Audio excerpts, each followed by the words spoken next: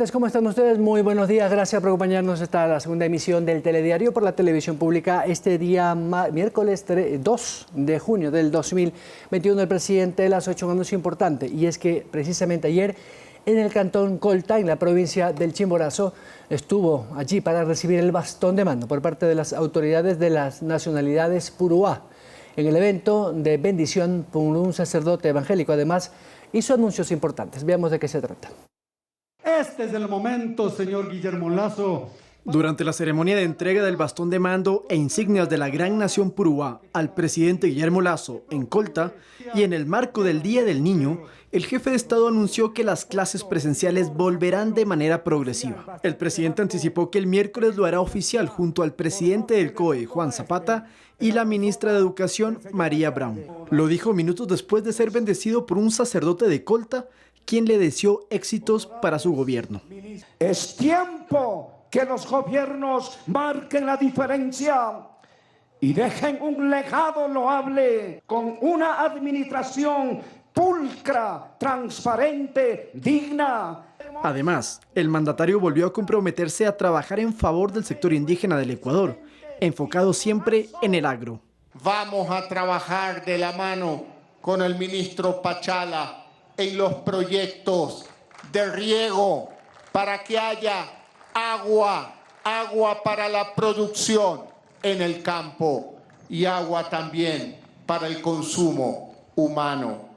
Nos vamos a preocupar de los caminos y carreteras vecinales para que puedan sacar la producción del campo a la ciudad. El presidente Lasso aprovechó la ocasión para ahondar sobre la educación en el campo y enfatizar que mediante nuevas obras buscarán la manera de evitar la migración de menores a la ciudad y su consecuente vulneración de derechos. Tenemos que rehabilitar al menos 900 escuelas rurales para que los hijos de los agricultores, de los ganaderos ecuatorianos puedan vivir bajo el cuidado de su padre, bajo el cuidado de su madre. Desde que fue posesionado constitucionalmente como primer mandatario del Ecuador, el presidente Lasso ha obtenido el bastón de mando de comunidades indígenas en 2 oportunidades. En sus intervenciones siempre ha manifestado que el sector agrícola será apoyado mediante créditos con 30 años plazo y 1% de interés. Lautaro Andrade, Ecuador TV. ¿Qué esperan algunas comunidades indígenas y sobre todo el país en general? Es la gran expectativa, y aún apenas a 10 días del nuevo gobierno no hay todavía definiciones porque está aún tomando decisiones. Lo vemos ya en el tema de la vacunación. Para el caso de El Azuay, allí hay un gran sector minero que espera una resolución, digámoslo así, del ministerio competente, sea del Ministerio del Agua o del Recursos Naturales No Renovables, porque allí hay muchas concesiones mineras que esperan el visto bueno de las nuevas autoridades. Y como ha dicho el presidente Lasso, va a abrir a la inversión extranjera. Eso implica también el sector minero de energía y petrolero. Pero en Cuenca, recordemos, hace unos 3 meses, 2 meses y un poco más, 3 meses en realidad, hubo la consulta por el agua. La mayoría de los cuencanos dijeron no.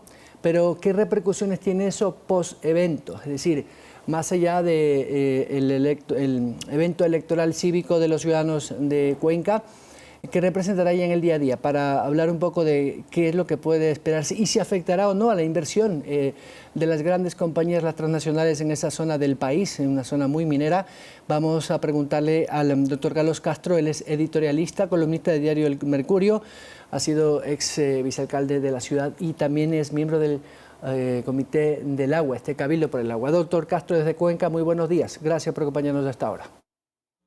Buenos días, gracias por esta entrevista y un saludo a la audiencia de tan distinguido medio de comunicación social a sus órdenes. Doctor, pero ¿qué vamos a poder esperar o qué se espera después de este tema democrático del no de los ciudadanos cuencanos para el tema de los recursos hídricos para la explotación minera? Esto ahuyenta la inversión extranjera, pero sobre todo esa gran industria que es la formal, la que no contamina, porque no le van a dar reglas claras de seguir invirtiendo en esa zona del país. Las reglas para las inversiones ya sean nacionales o extranjeras, tienen que marcarse en el ordenamiento jurídico ecuatoriano, comenzando por la Constitución de la República. Y en ese sentido, lo que nosotros esperamos es que las autoridades apliquen la Constitución de la República y los resultados de la consulta popular, que de acuerdo con el artículo 106 de la Constitución, son de cumplimiento inexorable e inmediato, porque por encima de los intereses económicos de las compañías mineras están los intereses de los ciudadanos de Cuenca, que han defendido su derecho al agua para todos sus habitantes, puesto de que la concesión minera, sobre todo la de Loma Larga o Quimsacocha, está ubicado en una zona de recarga hídrica del río Yanucay y del río Tarqui, que sus aguas son utilizadas para los sistemas comunitarios de agua, y en el caso del río Yanucay, con la planta de Sucta para dotar de agua potable a los habitantes del Cantón Cuenca. Como usted comprenderá, los habitantes del Cantón Cuenca, como cualquier otro cantón de nuestro país, tienen el derecho a defender el agua, primero para los habitantes, y luego después, de acuerdo a la propia Constitución, están otro tipo de prelaciones. Pero no se puede hacer minería en fuentes de agua, en humedales que arrasan toda la fauna y la flora, con explotaciones, con relaveras, con arsénico, que justamente constituyen un peligro enorme para la salud de los habitantes de Cuenca. Doctor Castro, pero la gran industria minera, la formal, la que pertenece a la Cámara Nacional de Minería, es muy responsable porque además la autoridad competente, la Agencia de Regulación y Control Minero, le da el aval, le da una certificación, incluso el Ministerio del Agua y del Ambiente, o el Ministerio del Ambiente. Pero la que realmente contamina es la minería ilegal. Yo estuve aquí un par de veces, incluso al representante jurídico de la Cámara de Minería, y él me dijo que ellos no usan arsénico. Ninguna de sus industrias asociadas o empresas asociadas usan arsénico, y que más era un estigma contra la gran industria minera. Pero la que realmente contamina es la informal, que sí existe sobre todo en esa zona de Ponce Enrique, usted lo sabe bien. ¿Por qué no combatir mejor a esa y no a la grande, que es la formal? Mire, nosotros hemos señalado que no puede haber explotación minera de ningún tipo, escala o clase en la zona de recarga hídrica de los ríos Tarqui, Yanucay, Machángara, Tobebamba y Norcay, que sirven al Cantón Cuenca. Y respecto del tema de las concesiones mineras, si usted investiga precisamente, el Estado ecuatoriano no tramitó esas concesiones de conformidad con el ordenamiento jurídico ecuatoriano, y el propio informe de la Contraloría General del Estado observa todas las deficiencias y omisiones que se establecieron en el momento de hacer las concesiones de Loma Larga y Río Blanco. Y por otro lado, en cuanto al arsénico, esa no es una falsedad, puesto que eso consta en las propias declaraciones de IB Metals, que presentó justamente todo un bucher para sus accionistas e inversionistas en la Bolsa de Canadá. Son las propias declaraciones de la empresa donde consta justamente los niveles de arsénico que contiene la explotación. De manera que nosotros estamos hablando con la verdad, no con falacias, y usted puede constatar, como un periodista acucioso que es, en los propios informes de la compañía INB Metals. Por eso es que los habitantes de Cuenca hemos estado preocupados, y nosotros no queremos que exista ningún tipo de minería, de ninguna escala, en las fuentes de agua. Podrán hacerlo en otras partes. Nosotros no nos oponemos a aquello, pero tenemos todo el derecho a los habitantes de Cuenca, como los habitantes de Quito, Guayaquil o de otros cantones o provincias lo harían, para defender el derecho humano al agua para todos sus habitantes.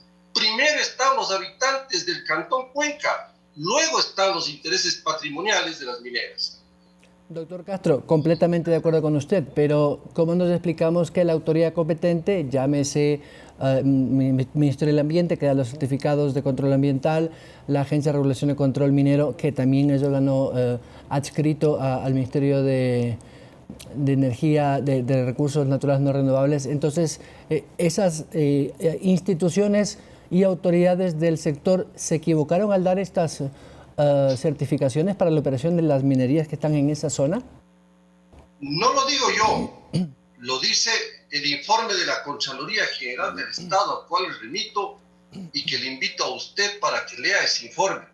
Allí constan las gravísimas omisiones del Estado ecuatoriano en las concesiones tanto de Loma Larga como de Río Blanco.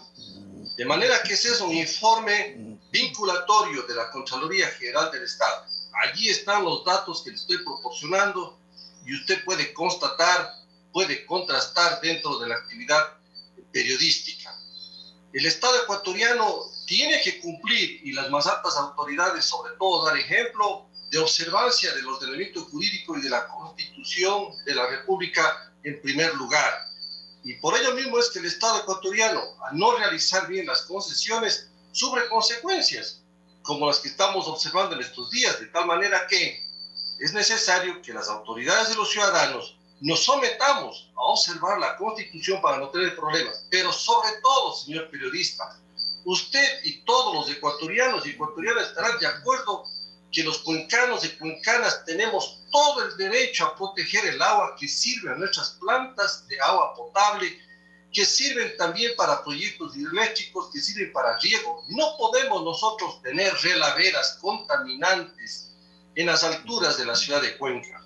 Esta situación tiene que ser contemplada por las autoridades y es por eso que el propio señor presidente constitucional de la República, Guillermo Lasso, ha ofrecido efectivamente respetar la consulta popular y por otro lado velar para que efectivamente se protejan los intereses de la ciudad de Cuenca. Nosotros estamos a la espera del cumplimiento de esa promesa anunciada por el señor presidente de la República electo en muchísimas oportunidades y confiamos en su palabra. Doctor Carlos Castro, miembro del Cabildo por el Agua y editorialista de Diario El Mercurio. Se me ha acabado el tiempo, pero muchas gracias por su clara defensa a favor del agua en la ciudad de Cuenca. Muchas gracias. Gracias a usted. 7:16 de la mañana. Vamos a ir a una pausa, pero al regresar estará con nosotros el asambleísta Elías Hachero. Él es representante por la provincia del Pastaza a propósito de las leyes que están pendientes por tramitar en la Asamblea Nacional, que son muchísimas. Solamente de la Asamblea anterior le han dejado una gran herencia, casi 412 leyes por tramitar, muchas de ellas para segundo debate. Hablaremos con él de esto al volver. Esta es la televisión pública, El Telediario.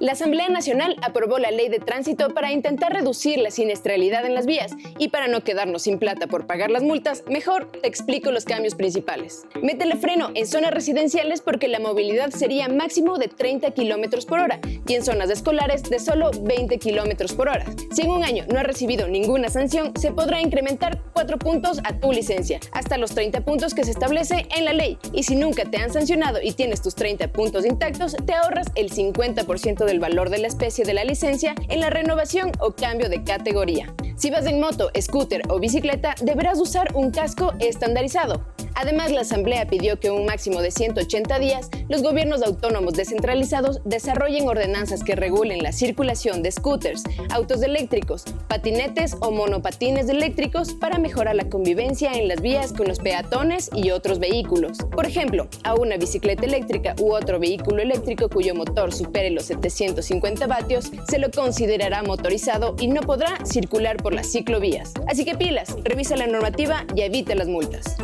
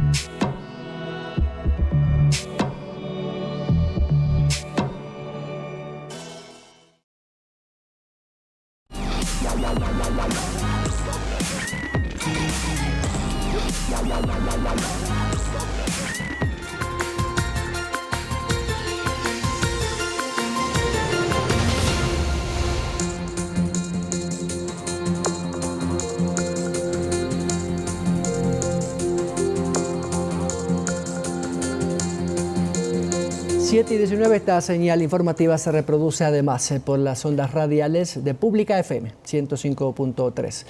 Vamos con otros temas. La Asamblea Nacional tiene menos de un mes en el cargo, pero 475 proyectos de ley en trámite y que deberán ser aprobados en las diferentes comisiones legislativas. Previo a su debate en el Pleno, los legisladores priorizarán temas según su importancia, con la actualidad económica social del país. Más de 400 proyectos de ley heredó la actual Asamblea Nacional de su predecesora. Cada una de las 15 comisiones obtuvo informes para primer y segundo debate que deberán ser tramitados para analizar su aprobación. Por ejemplo, en la Comisión de Justicia y Estructura del Estado hay 97 proyectos a la cola.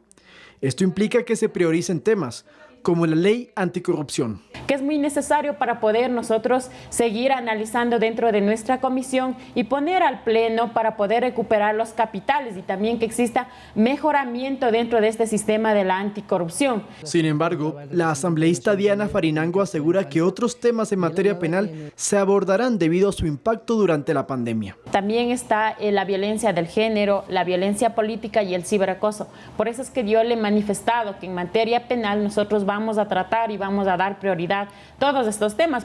Para el analista político Marcelo Espinel, la Asamblea Nacional necesita analizar qué temas son urgentes antes de iniciar su trámite. Debemos poner por encima la calidad, no la cantidad. Y que también la función legislativa no es que tiene que hacer voltear la página, empezar desde cero, vota y va de nuevo, sino aprovechar precisamente el trabajo ya desarrollado por la institución y tratar de identificar aquello que es positivo y pues descartar aquello que es negativo. Además, según Espinel, el Parlamento debe velar por el cumplimiento de la agenda legislativa. La anterior agenda legislativa, presentada por los 3 expresidentes de la Asamblea Nacional que tuvimos en el anterior periodo, apenas fue cumplida en un 30%, y eso puso en evidencia que los líderes de ese entonces no tuvieron esta capacidad de generar consensos dentro de la Asamblea Nacional y la Asamblea aprobó leyes que respondieron más a una coyuntura que a una planificación.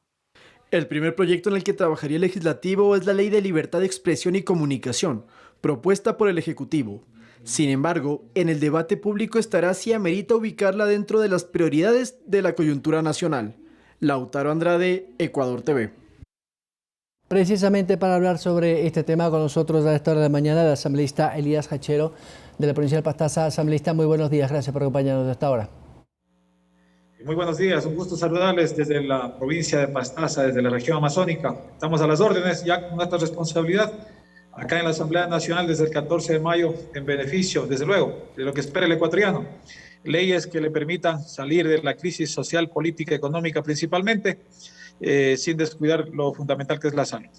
Asambleísta, 476 leyes, es muchísimo. ¿Tienen ya una hoja de ruta, un mapeo de cuáles deberían ser la prioridad y la importancia? Ayer me decía una colega legisladora suya, la doctora Diana Farinango, que van a terminar el segundo debate, o van a poner para el segundo debate la ley de anticorrupción y otras. Pero, por ejemplo, no sé por qué no toman como una iniciativa parlamentaria leyes que más le interesen a los ciudadanos, a las mujeres. Por ejemplo, el de violencia de género, por ejemplo, el de violencia, acoso digital, que son cosas que el ciudadano vive del día a día. Ese tema de la ley de corrupción puede sonar muy bonito, pero es muy poco práctico, porque usted sabe que el combate a la corrupción no solamente es por una ley, pero las otras normativas son más necesarias para el ciudadano que nos está escuchando y nos está viendo. ¿Por qué la Asamblea tiene otras prioridades diferentes a las que los ciudadanos esperamos?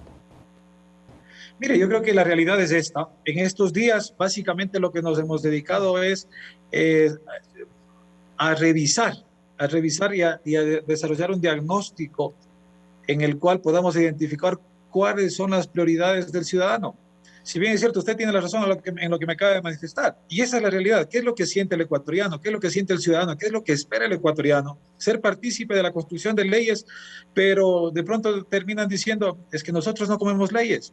Es decir, la situación económica del país es tan compleja y sobre eso hay que apuntalar. La situación de salud es tan compleja y sobre eso hay que aterrizar. La situación de reactivar economías, de generar empleo, el tema de inseguridades, eso son prioridades. Y es por ello de que cuando nosotros revisamos esa cantidad de leyes que han estado represadas, cuando identificamos que realmente las comisiones, las 12 comisiones anteriores, hay muchas que tuvieron una sobrecarga de proyectos y otras que tuvieron 4 proyectos. Miren, o sea, es algo inaudito, pero que de cierta manera, ¿qué es lo que se ha pedido? ¿Y qué es lo que hemos pedido? Es que se redistribuya, que se maneje de una manera equitativa y todos los legisladores nos pongamos al hombro el país. Es el momento del cambio, la transformación, el progreso, de buscar mejores días, sí, para los ciudadanos, y en ello sí les pedimos a los ciudadanos, seamos partícipes activos. No dejemos que, a lo mejor en este caso, nosotros los asambleístas o las autoridades nos den decidiendo, sino en función de esas reales necesidades. Lo que decíamos, la crisis económica, política y social y de salud de nuestro país debe ser superada en el menor tiempo posible, y es por ello de que se ha pedido incluso a los legisladores salientes o a aquellos que estuvieron al frente de las comisiones respectivas, se nos entregue toda la información pertinente y prioricemos aquellos proyectos de ley o aquellos proyectos que estuvieron pendientes para primero, para segundo debate, pues sean aquellos que realmente lo podamos viabilizar. El resto será paralelo, pero no podemos descuidar sin duda lo que debemos hacer para reactivar economías fundamentalmente, porque eso es lo que está agobiando principalmente al ciudadano ecuatoriano en general. Asambleísta, pero usted me da la razón, la Asamblea no tiene la facultad de crear empleo, ni tampoco de curar a la gente con las vacunas. Es legislar y fiscalizar, pero de lo que yo recuerdo no hay ninguna ley pendiente, salvo la de economía violeta, que podría generar para este sector de las mujeres y los jóvenes sobre todo, posibilidades de empleo. Pero vamos, que de las otras leyes no hay ninguna dentro de esa lógica que usted me dice. Pero por ejemplo hay una que le recuerdo que es súper sensible, que es las reformas al Código de la Niñez, que tienen, me atrevería a decir, siquiera 2 años, entre una reforma y otra, una revisión, y esas cosas golpean a la familia, porque hay familias que tienen pues unas grandes complicaciones en el relacionamiento humano, y al no haber un código de la niñez moderno y fortalecido, siempre el perjudicado es el niño. Entonces estamos dando la espalda a la realidad, repito, a la familia, a la sociedad. ¿Por qué no analizar desde esa lógica los proyectos de ley que tienen que ustedes aprobarlos? Sí, sin duda, eso es lo que usted manifiesta, es real. Y esa es la responsabilidad primaria que tenemos para resolver la problemática del país en función de nuestras competencias de legislación y fiscalización. Desde luego, cuando nosotros hablamos de gobernabilidad, ¿qué es lo que pretendemos? Unificar esfuerzos en función del Ejecutivo que aterrizan en el Legislativo, propuestas paralelas que nos permitan de alguna manera superar esa grave crisis que lo vivimos. Si bien es cierto, de las más de 400 proyectos de ley que están allí, ninguno se conduele con la realidad del ecuatoriano. Entonces, en estos días, nosotros en la Comisión de Relaciones Internacionales y Movilidad Humana, mañana hacemos la transición recién de la información que nos va a remitir la comisión saliente. Por ello, yo debo indicar, justamente lo que usted plantea es esa triste realidad que ha estado viviendo la Asamblea Nacional, no priorizar la realidad del ciudadano ecuatoriano. Y obviamente, aquello que hoy nosotros pretendemos hacerlo, no solamente por decisión unilateral de los legisladores o de las comisiones, sino más bien por el sentimiento, el pensamiento del ciudadano, nos permita convertir nuestro trabajo en realidades en función de las leyes que le permitan también al Ejecutivo desarrollar justamente lo que tiene planteado un plan de acción inmediato en salud, en educación, en productividad. Entonces, algunos temas que no son de nuestra competencia, sin duda no tenemos por qué hacerlo, sino más bien impulsar aquello que le permita al país tener una esperanza. Ya no podemos esperar más. El ciudadano, ratifico, dice, no comemos leyes, queremos trabajo, no comemos leyes, queremos salud, queremos educación, queremos que se atiendan al menos las necesidades fundamentales para poder vivir dignamente. Hay mucha gente, en el caso particular, en la Comisión de Relaciones Internacionales y Movilidad Humana que hemos identificado, tenemos muchos extranjeros en el país.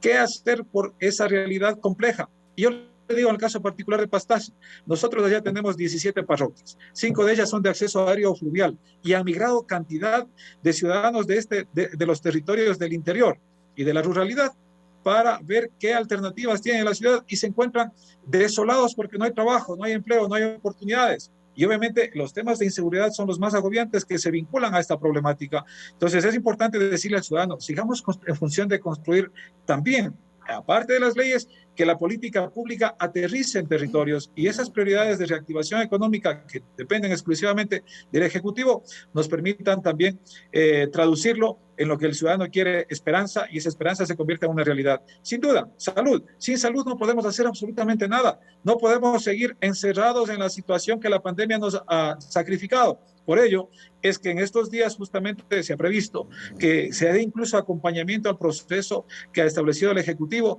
en el tema de la vacunación, porque si no podemos nosotros salir adelante a nivel de Ejecutivo, Legislativo, obviamente es el petitorio desde los distintos sectores, incluso desde el sector privado, que se permita de alguna manera ver que la salud sea aquello que nos permita de una u otra manera generar las alternativas en función de lo que hace el Ejecutivo, el Legislativo y obviamente la reactivación económica tan necesaria en estos momentos. Asambleísta, y ya tendrán que aprobar o por lo menos analizar la ley que ha enviado el gobierno del señor Lasso, la primera, que tiene que ver con la ley de libertad de expresión. Entiendo que el Consejo de Administración Legislatura lo tiene ya en sus manos y luego del informe pasará a la comisión respectiva. Desde su posición política, ¿apoyará este proyecto? Mire, yo creo que es importante apoyar las buenas iniciativas, no que surjan del Ejecutivo ni del Presidente de la República, ni que surjan desde el ciudadano, desde el asambleísta en su posición. Nosotros ayer empezamos en Pastaza y a nivel de redes, utilizando las plataformas, para que el ciudadano sea el partícipe activo que construya lo que queremos, obviamente en función de una ley de libre expresión y comunicación. Es por ello el llamado a que lo que hemos dicho en campaña, hablemos claramente, la participación ciudadana, la veeduría, la fiscalización, la participación activa en la construcción de presupuestos participativos, son las herramientas fundamentales constantes en la Constitución para que el ciudadano sea el actor fundamental. Y en ello yo sí le pido al ciudadano, seamos esos actores que exijamos el trabajo de los legisladores, que somos los canalizadores de los proyectos que se van a construir en función de las realidades. Es por ello de que, si bien es cierto, se habla de la comunicación, de pronto, cuando hablamos de ley de libre expresión y comunicación, muchos lo relacionan a los medios de comunicación o al periodista. Pues no es así. Es la participación libre del ciudadano con responsabilidad.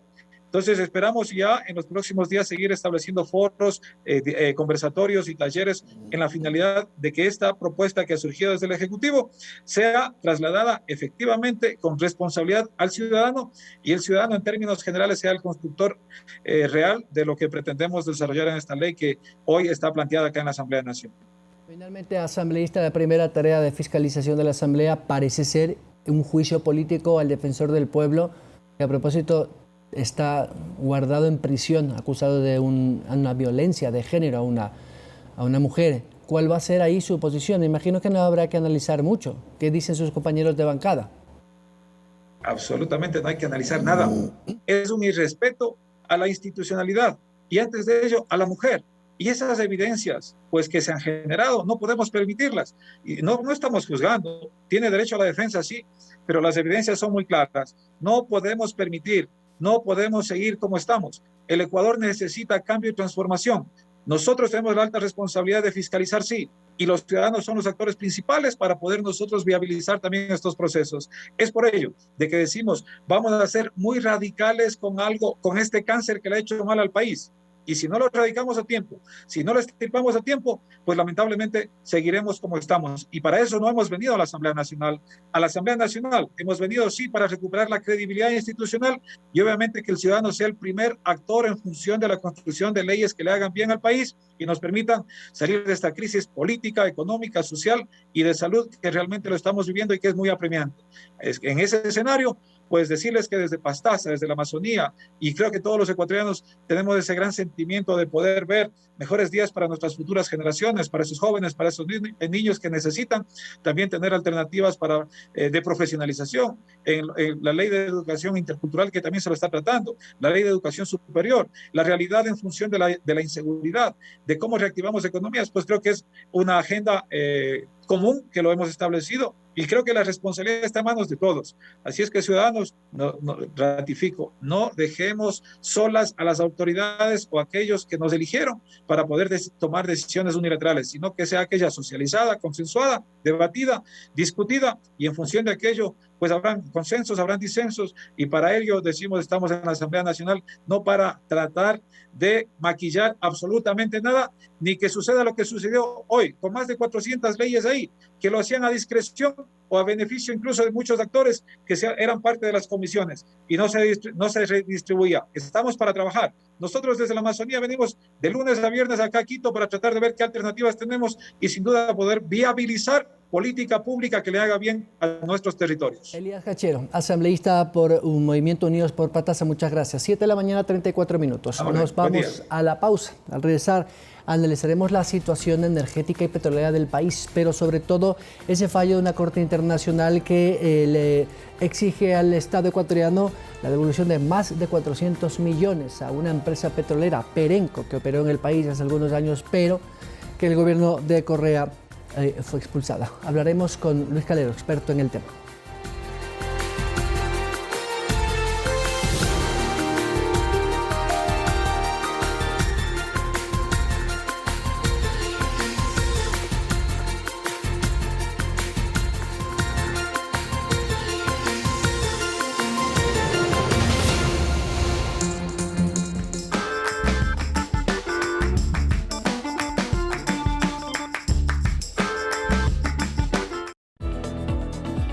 Consejos para mejorar tu calidad de vida. 7 razones para cambiar tus hábitos alimenticios. 7 formas de prevenir las enfermedades más comunes.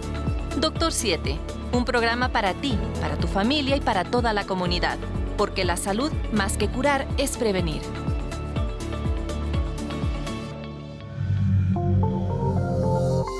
Comunica EP. Tenemos que hablar de la barba. Últimamente se ha puesto de moda, incluso su versión más descuidada. Gracias, hipsters. Pero es más que una moda. La barba es una cuestión de estilo, una declaración de masculinidad. Además es práctica. Esconde rasgos que preferimos ocultar, como una cicatriz o una gran barbilla, pero ¿es aceptable en el mundo de los negocios? Mi opinión, sí, por supuesto. Sin embargo, solo se admiten 2 estilos. Una es esta, la barba clásica, de diversas formas y largos. O la perilla, en sus muchas variaciones. Todo lo demás no, por favor. Ni se le ocurra. No bromee. Solo si quiere trabajar en el circo. Llévela limpia y cuidada. Deje que un profesional la recorte de vez en cuando. Alguien como Mark. Mark, ¿cuáles son los principales errores? Hay que mantener el cuello limpio, rasurado, y en los labios no puede haber barba. No querrás parecer una morsa. No quiero parecer una morsa. ¿Y esto? No es una barba, es un mal afeitado. ¿Y el bigote? No. No. Mejor.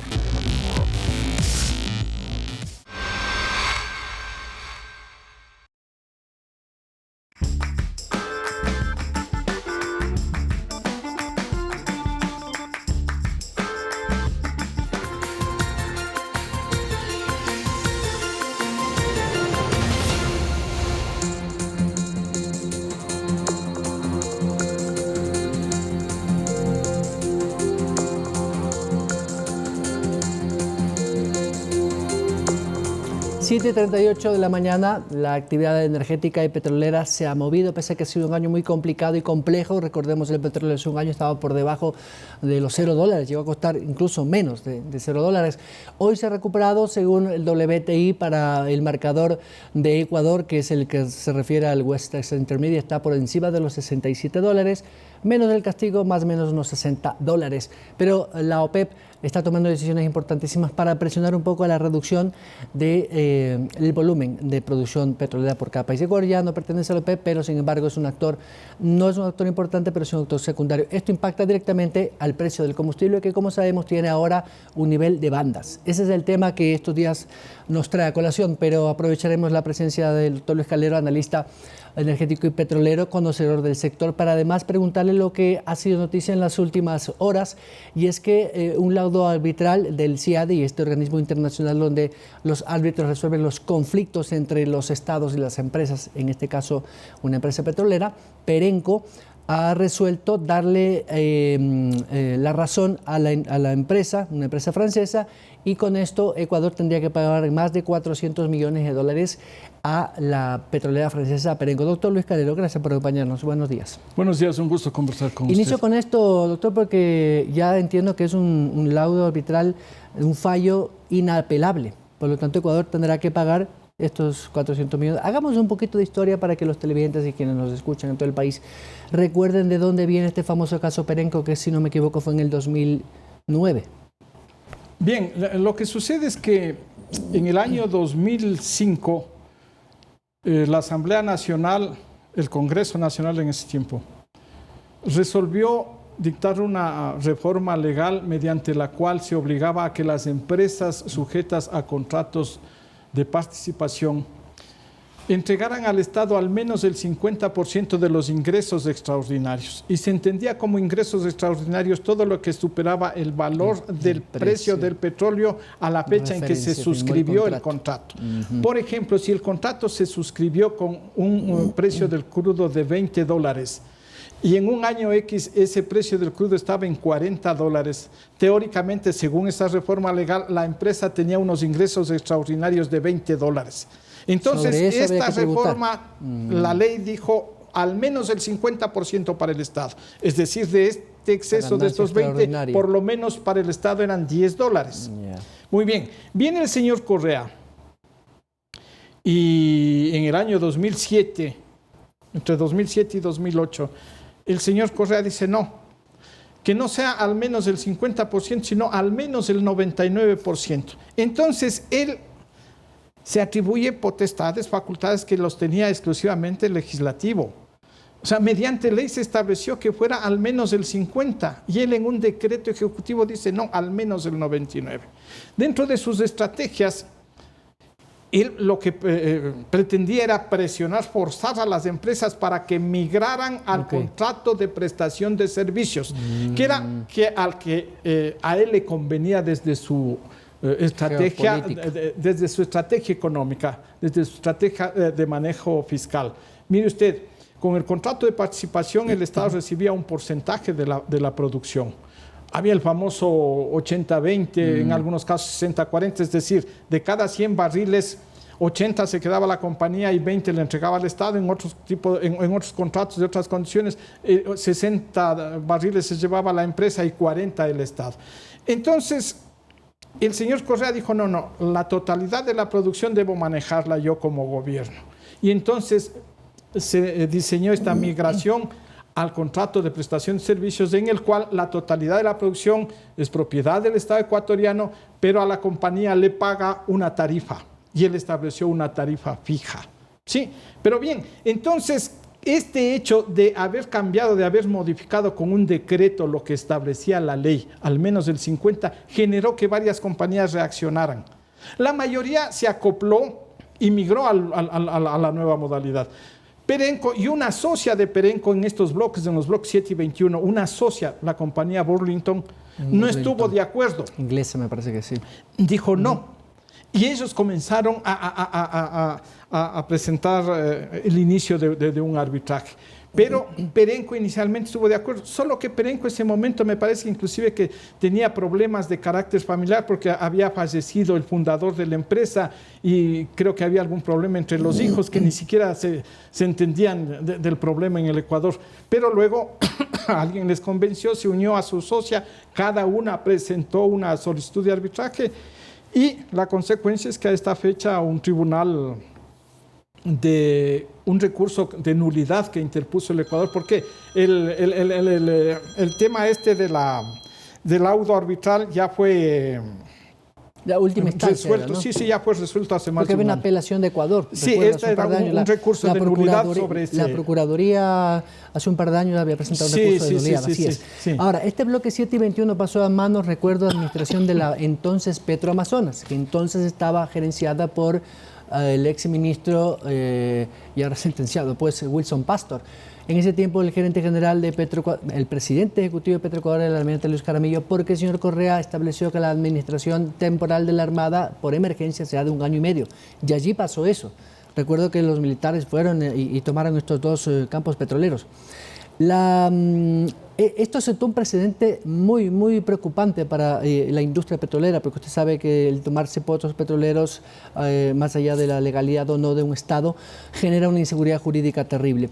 El impacto que puede tener hoy, en la actualidad, 2021, después de casi 12 años de esta situación, ¿qué implicaciones puede tener en el mercado internacional? Ecuador tendrá que respetar este laudo arbitral, pagar los 400 millones, aunque no se va a poder cobrar a los responsables, porque si no vamos a tener problemas en una situación muy compleja que pasa ahora el mundo del petróleo. A ver, mire, yo creo que un acto de fuerza, porque se realizó un acto de fuerza lamentablemente al margen de la ley. La empresa pretendía una suspensión de actividades por fuerza mayor. De pronto la ley de hidrocarburos le facultaba, e igual que el contrato, le permitía la suspensión de las actividades. Pero ahí existió y se produjo un acto de fuerza, un acto de prepotencia, diría yo, desde el punto de vista del Estado. Y las consecuencias, parte de las consecuencias, no solo es esta arbitraria modificación de la ley, pasar del 50 al 99% esta participación en los excedentes petroleros, sino también este acto de fuerza de tomarse las instalaciones que son propiedad, entre comillas, las instalaciones de la empresa que estaba fungiendo de contratista. Entonces, yo creo que evidentemente este rato es improbable que pueda producirse una situación de esa naturaleza. Yo creo que, las características de personalidad del actual presidente de la República no van a dar para eso. Sí, eso podía esperarse con los exabruptos del señor Correa y nada más que eso. Bueno, habrá que esperar que la Caja Fiscal tenga disponibilidad, porque no creo que haya recurso de apelación. Sí, pero yo ese es inapelable y simplemente. Mire, yo creo que obviamente lo que corresponderá será un acuerdo de pago con la compañía para hacerlo de manera diferida. Habrá la posibilidad de negociar, digo yo, de pronto, negociar un campo petrolero. Es decir, hay algunas opciones y aquí entonces se necesita... El fallo le permite a la autoridad entonces. Pero esta es una cuestión exclusivamente entre las dos partes. Un acuerdo entre privados. Porque Perenco puede decir de pronto, simplemente no requiero, me declaro satisfecha con la decisión arbitral y no requiere esos recursos, lo cual también es improbable. Pero sí pueden abrirse las puertas para un sinnúmero de escenarios de negociación. Ahora, doctora, si vamos con un tema coyuntural, pero que nos tiene preocupados, y es que con el tema de la distribución de bandas, que lo estableció el ministro René Ortiz el año pasado, luego de aquel difícil momento del 2019 que, como todos recordamos, se dio básicamente por un incremento de los combustibles. Esta banda de precios que va en función de lo que sucede en el mundo petrolero, el barril de petróleo ha subido en los últimos meses realmente, y esto ha provocado que evidentemente la banda suba. Y el precio final del consumidor hoy, por ejemplo, en terminales está más de 2.99 la super y la esta un poco más. El diésel incluso ha subido. Ya se anuncian protestas, doctor, que es lo que más nos preocupa. Pero este sistema de bandas, ¿no? Que de pronto el consumidor que va a la estación no lo entiende, lo único que ve es que cada vez le cuesta más. ¿Cómo funciona para que la gente pueda entenderlo y por qué se hizo, con qué lógica se hizo, más allá del ahorro de los casi 600 millones de dólares que ha logrado el Estado? Bien, mire, la banda es un margen en el cual pueden moverse los precios, tiene un piso y un techo. Esta banda máximo puede irse hacia abajo con el 5% y hacia arriba con el 5%. O sea, no puede subir más del 5% el incremento. Y también, si los precios del petróleo caen, no puede reducirse más allá del 5%. Es decir, siempre el piso va a ser más alto, más alto, más alto. Entonces es un incremento progresivo. Pero, desde mi punto de vista, yo he cuestionado en su momento y lo hago ahora nuevamente. Primero, yo creo que el gobierno actual debería suspender la vigencia de ese decreto que estableció las bandas, porque la banda parte de un supuesto que es contrario a la lógica, que es contrario al derecho inclusive, y ha generado este tipo de inconvenientes. Mire usted, la banda, el ajuste dentro de la banda se basa en el movimiento que tenga el precio internacional del petróleo, de nuestro marcador del WTI. Es un error seguir con el Es un error, y WTI. le voy a decir por qué. Mire, los combustibles que consumimos los ecuatorianos vienen de dos fuentes, una de importaciones y otra de producción local. Las importaciones tienen su propio costo. Claro que indirectamente tiene que ver el precio del petróleo, pero ahí se incluye procesamiento, transporte, etcétera, etcétera. Es un costo diferente. La producción local... Que es diésel básicamente, ¿no? No, son todas gasolinas, diésel, gas licuado de petróleo, es decir, hay una serie de derivados. Hablemos en general de derivados del petróleo. Nosotros tenemos una producción local que cubre el 40% de la demanda. Las importaciones del 60%. Entonces, lo más lógico y sensato era un promedio ponderado de lo que me cuesta importar, de lo que me cuesta producir localmente, y ese debería ser el objetivo. Es un promedio ponderado. Ese debería ser el objetivo. Y eso es lo que debería hacerse este momento. A ver realmente cuánto es que existe de subsidio. ¿Existe o no existe? Ya no. Habría que ver. Sí, yo no me estamos atrevo a a precio hacer. real prácticamente. Estamos casi con los precios de Colombia o Perú. Casi. Eso yo no haría. Y ese es uno de los errores, comenzar a compararnos con Estados Unidos, con Colombia y Perú. No es una crítica a usted, sino que nos han inducido... Cada país tiene su lógica económica. Pero por supuesto. Y una normativa. Además. Mire usted, aquí la distribución, la comercialización interna de combustibles, desde el punto de vista constitucional, es un servicio público. Y como tal... Solo se concesiona es la distribución. Terminal. Para ir a los precios. Y la propia Constitución ordena que las tarifas y los precios de los servicios públicos deben ser equitativos. Entonces, este referente, esto que nos han dicho, el costo de oportunidad, no, eso no funciona. Que funcione en una empresa privada, que funcione en alguien que está permanentemente especulando, haciendo inversiones, está bien.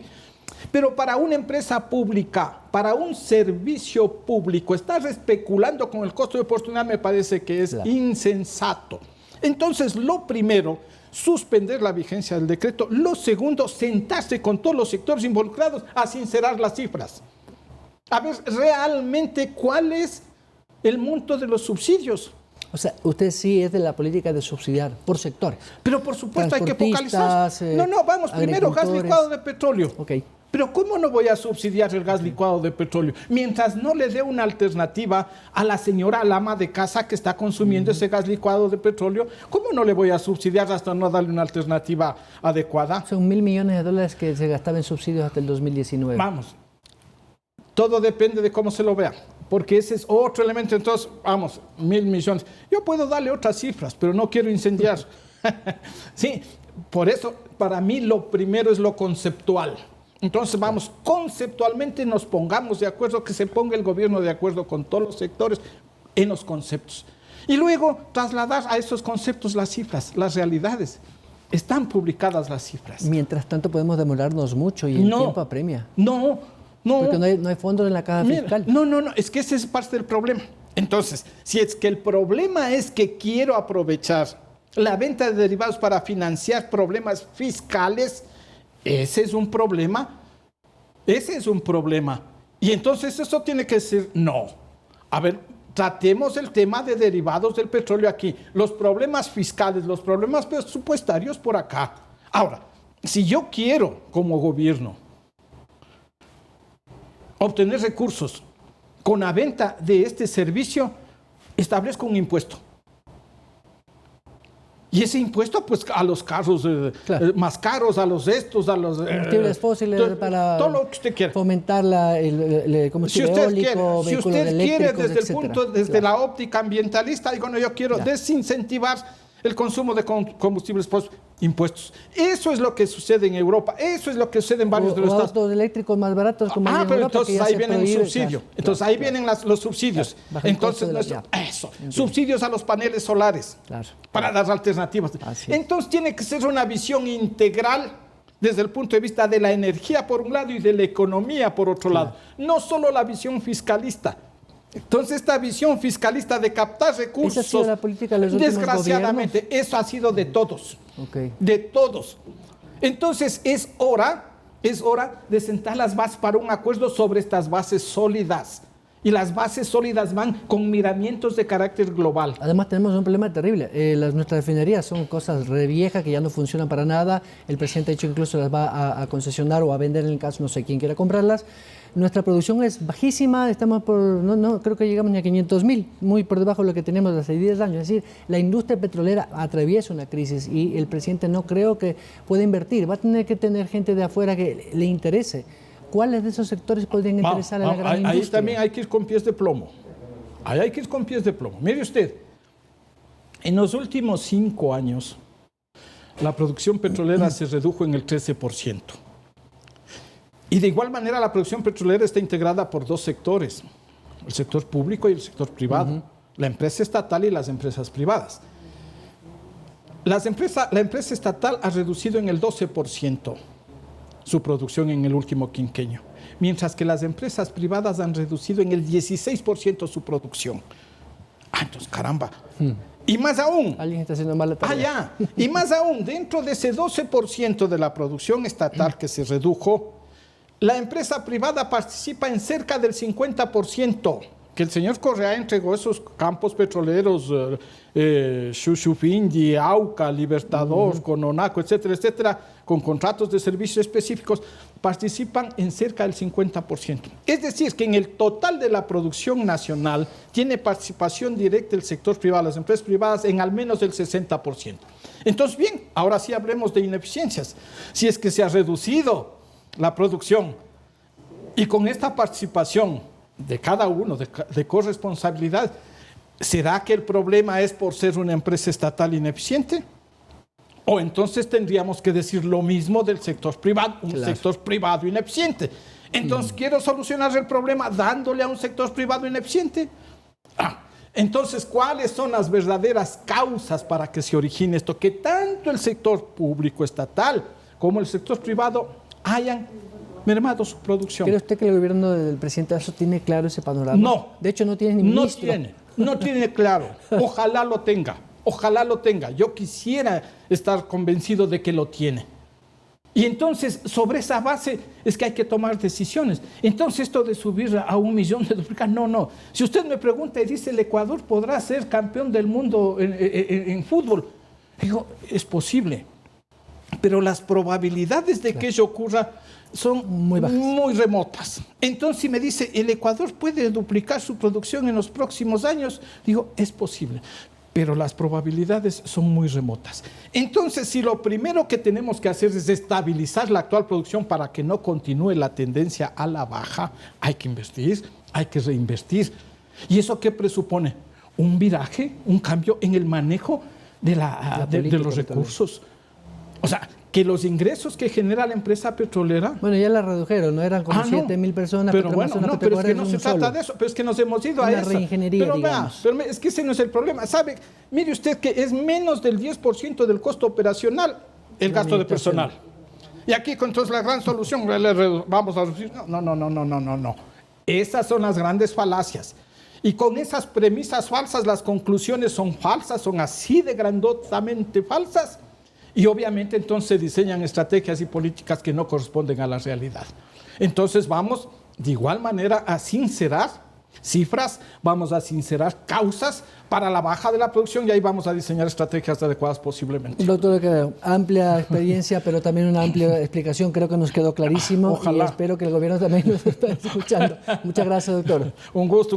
Doctor Luis Calero, a propósito del precio del petróleo, las bandas y la situación petrolera que vive el país y a la expectativa también de lo que será con el nuevo ministro de Energía, que no se conoce, recursos naturales. 7:58. Vamos a despedir esta señal informativa. Solo recordarles que Para hoy se tiene previsto también que el presidente tenga algunas actividades. Se va a conocer también ya las nuevas disposiciones del Comité de Operaciones de Emergencia para lo que dijo el presidente ayer, volver paulatinamente a las aulas, tanto colegios, escuelas como universidades. Esto va a ser una resolución que tome el COE, el primer COE ya de este nuevo gobierno. Recordemos que Juan Zapata ha sido ratificado como presidente del COE y entiendo que en el transcurso de hoy también se podrá saber qué es lo que sucede si es que hay otras medidas de confinamiento, de movilidad. Pero además, hoy a las 8:30, en media hora, se reúne el Consejo Metropolitano. Sabremos qué sucede con el alcalde Jorge Yunda. Eso se lo contaremos esta noche a las 19 horas con Andrea Orbe. De mi parte, muchas gracias. Buenos días.